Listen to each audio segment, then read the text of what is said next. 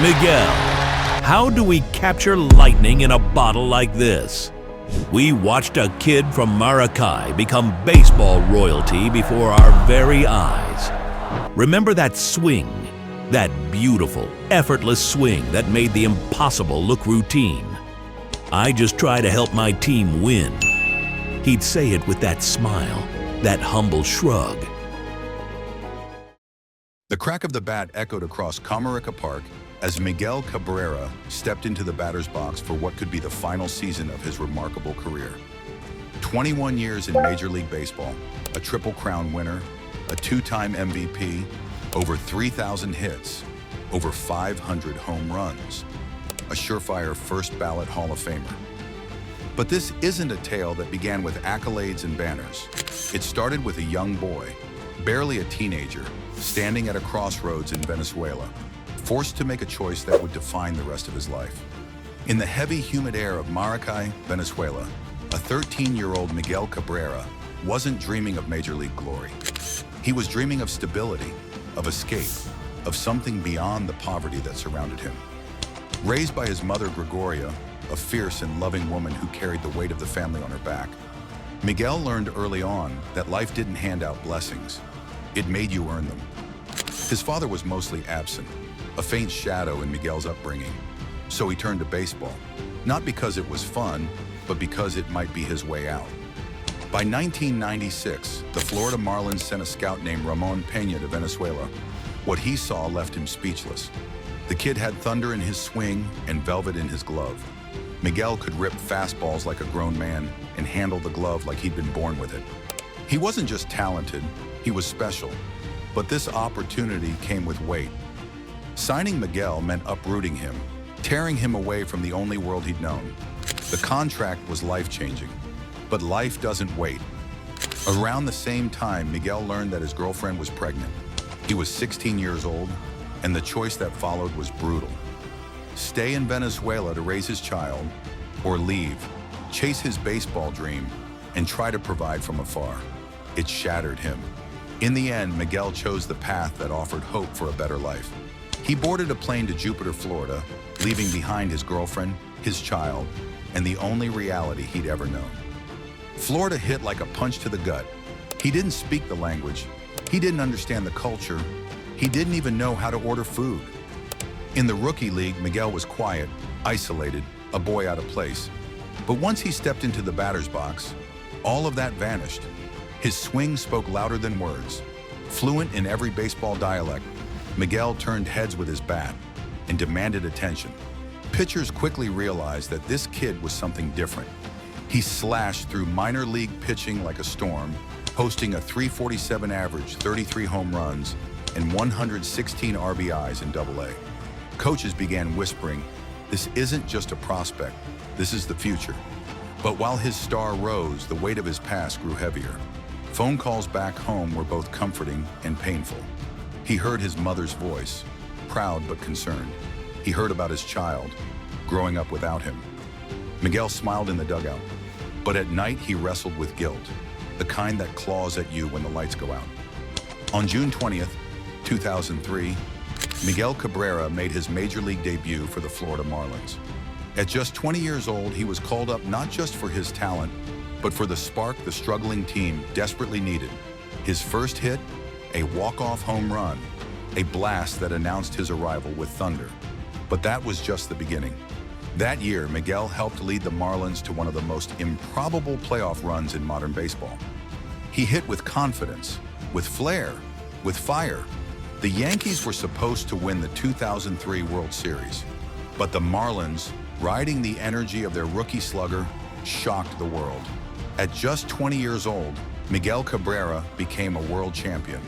But the victory didn't fix what was broken inside. As Miguel continued to dominate on the field, his off-field struggles grew. Alcohol began creeping into his life. It started subtly. A drink here, a late night there, but slowly it took root. Nobody wanted to believe that the smiling slugger with the effortless swing was struggling. But inside, Miguel was carrying wounds he hadn't yet faced. In 2004, he belted 33 home runs and drove in 112 runs. His swing was poetry in motion. Pitchers feared him.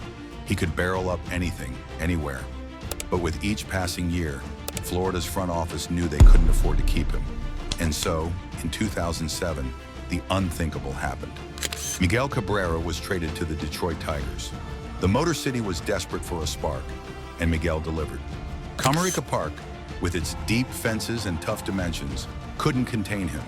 In his first year, he blasted 34 home runs, 119 RBIs, and hit 320. Detroit fans, starving for greatness, had found their hero. By 2011, Miguel had evolved into baseball's most complete hitter. His bat speed was unmatched. His plate discipline was elite. He hit 344 with 30 home runs and 105 RBIs. He made pitchers guess and then made them pay. Then came 2012, the year Miguel Cabrera did something baseball hadn't seen in nearly half a century. As the summer stretched on, whispers turned into headlines. Miguel Cabrera was leading the American League in batting average, home runs, and RBIs. The Triple Crown, something only legends had achieved, was within reach. Every game became a national event. Every at-bat a test of nerves. By October 3rd, 2012, the impossible became reality. Final stats: 330 average, 44 home runs, 139 RBIs. Miguel Cabrera was the first Triple Crown winner since 1967. He joined a club so exclusive, it reads like a Hall of Fame roll call. It was one of the greatest offensive seasons in the history of the game. But the climb had taken a toll. With fame came freedom. With freedom came temptation. Miguel's relationship with alcohol grew darker. In 2013, even as he put up another historic season, 348 average, 44 home runs, 137 RBIs, his personal life was crumbling. Friends noticed, so did family. But fame can hide the fractures. The tipping point came in February 2017. Miguel Cabrera was arrested for driving under the influence. The mugshot made headlines around the world. The man who had once seemed invincible now looked lost. It was his lowest moment. But sometimes we need to break before we can rebuild. Miguel entered treatment.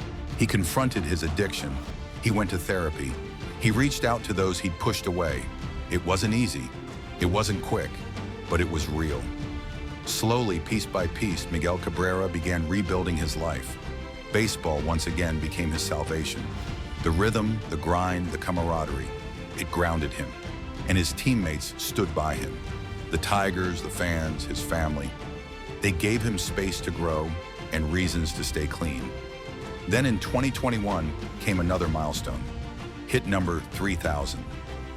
Off Antonio Senzatela of the Colorado Rockies, Miguel became just the 28th player in Major League history to reach that hallowed number. The fans at Comerica Park rose as one. They weren't just applauding a stat. They were celebrating a man who had fallen but risen stronger. Today, Miguel Cabrera's numbers speak volumes. 3,051 hits, 507 home runs, 1,838 RBIs, 309 career batting average, 2 MVP awards, a Triple Crown, 11 All-Star appearances, 4 batting titles, 2 RBI titles. But his legacy is about far more than numbers. He's a symbol of hope for kids across Latin America. Proof that talent, heart, and perseverance can take you from poverty to greatness. He helped transform the Tigers into contenders, and he helped himself transform into the man he always wanted to be. And in 2021, Miguel made a move that surprised many. He joined the ownership group of the Minnesota Timberwolves, becoming a part owner of an NBA franchise, an extraordinary step for a baseball player. It was a testament to his business acumen, his evolution beyond the game, and his desire to lead even off the field. Miguel Cabrera's story isn't just one of home runs and headlines. It's about redemption, about facing your demons, about proving that greatness isn't about never falling, it's about rising every time you do. From the dusty fields of Maracay to the roaring crowds in Detroit, from world champion to recovering addict, from prodigy to mentor and owner.